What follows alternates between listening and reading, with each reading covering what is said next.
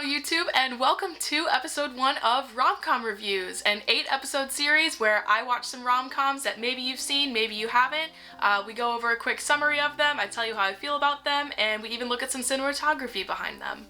I am your host, Nicole Artavino, and I am so excited to be doing this series and having you guys watch along with me. I am a huge movie fan, huge movie watcher, especially rom-coms, usually because I wish I was the female character in each one, so very excited to be continuing that trend, most likely. I've taken my fair share of film classes here at my college, and since I am just such a big fan of it and I couldn't minor in film here, I just really wanted to take that love for film and put it into something that I enjoy. So here we are with this YouTube series, and I really hope you guys enjoy it, and I'm so excited to watch more with you. Alright, so without further ado, let's get into episode 1 where I watched You've Got Mail.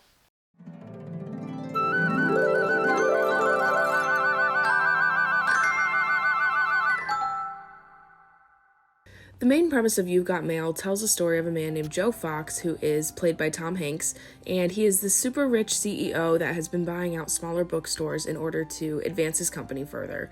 Meg Ryan's character, Kathleen Kelly, is the owner of one of these small stores, so they develop a bit of a rivalry throughout most of the movie since they are business competitors and Joe is pretty much trying to buy her out. Little do they know, though, these two characters are actually online friends and they've been anonymously chatting online for months, and they actually like each other quite a lot. Joe and Kathleen continue to not really like each other in real life, but they very slowly become friends, and then after Joe realizes that Kathleen is the woman he's been talking to online, he eventually reveals to her that it is him, and the movie ends with them getting together. I loved Tom Hanks and Meg Ryan's chemistry on screen. I'm sure it has a lot to do with the fact that they were already in Sleepless in Seattle together before this movie was filmed, and Sleepless in Seattle is actually on my list for later in this series. I have not seen that one either, but very excited to see them together again. However, I will say with these older movies, not too old, but they are a little bit dated now, I am not a huge fan of the plot line in a lot of these movies. I just feel like it's a little slow in the beginning, and somebody who does not have a great attention span, it's very hard to keep up with that. I just really struggle to pay attention with movies that have just such a long build-up, and one of my biggest pet peeves with movies like this is when they get together at the end, it's this beautiful meetup, they're finally together, and all I want to see is what happens after that. I want to see their life together, especially with a movie like this where Tom Hanks and Meg Ryan, their characters are almost rivals throughout the entire thing, and he bought her company and her business, so I was just so curious to see how that works out if they are romantically involved after that. So I really would have loved to see a little bit more after they were finally together. Besides that one pet peeve of mine, I really did enjoy this movie. I am a huge Tom Hanks fan. Pretty much anything that he is in, I enjoy it and will watch it multiple times. However, because of just that ending, I wasn't a huge fan of it, as well as Joe Fox. I don't like how long he kept that secret from Kathleen and not telling her that it was him on the computer. He really dragged that out a little bit too long for my liking. I was not a fan of that. So because of those two reasons, I am going to give this movie 3 out of 5 hearts. This is the first movie of the series. I am excited to see my ratings go up from here, so I think this was a good one to start with because I still did really enjoy it. Alright guys, and now it is time for my favorite part of this series that I would like to call the hot shot, and this is pretty much where I just pick one of my favorite shots from the film. In this case it's actually 2.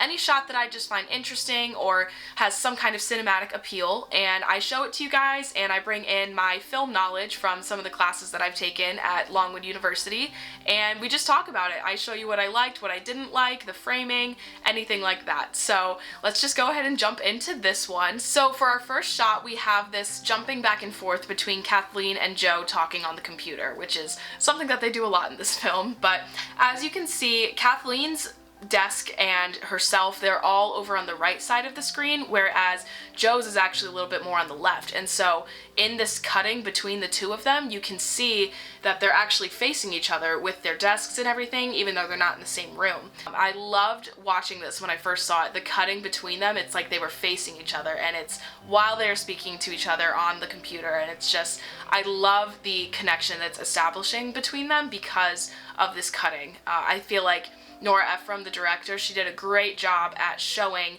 this connection that they have, even though they don't even like each other very much in real life. And then along with that, we have a very similar shot later on in the movie. So that first one was actually pretty early, and then that second one, they're actually back to back now. So a lot has happened between these two shots, and you can see that change between them, but that connection is still established between them. And that swipe over from Kathleen to Joe, it's showing, it's still establishing that connection between them. And I just think that is so important in a movie like this, where they aren't too fond of each other in real life, but as you can see with the online chatting, they are so close and they are so interested in one another, and I think the shots just do a great job at showing that between the two characters. So there you have it. There was our first hot shot of the series. I know it was 2, but I thought that was a really fun one to start with, and most of them are going to be very similar to that, where I just talk about the different shot types or the framing or something like that, but I just love talking about that kind of cinematic appeal in every film, so I really wanted to make sure that I could bring that into this series in some way. So I really hope you enjoyed that.